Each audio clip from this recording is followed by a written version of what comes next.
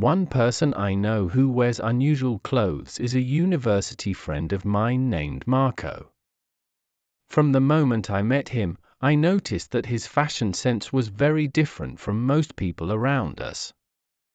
While most of us dressed in jeans, t-shirts, or more casual and common outfits, Marco would show up in clothes that always stood out, sometimes in bright colors, sometimes with very artistic or cultural patterns, and sometimes in styles that looked vintage or futuristic.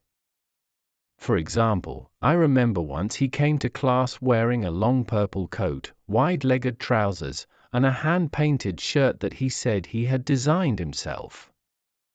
Everyone turned to look at him, not in a negative way, but out of pure curiosity. He also loves wearing accessories like large rings, necklaces, and even hats that look like something out of a fashion magazine or a movie set.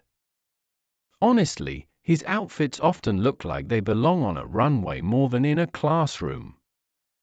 What I admire about Marco is that he's completely comfortable and confident in his unique style. He doesn't care about following trends or fitting in with the crowd. For him, clothing is a form of self-expression. He once told me that fashion, for him, is like art. It's a way to show who he is without saying a word. His creativity and bold choices really reflect his personality, imaginative, free-spirited, and a little unconventional. Of course, some people find his fashion sense too strange or too bold, but Marco never lets their opinions affect him. In fact, he often says that he enjoys sparking conversation through what he wears. And over time, I've noticed that many of our classmates have actually become more experimental with their own clothing after seeing him. He's even been invited to participate in student fashion shows and local style blogs because of his eye-catching outfits.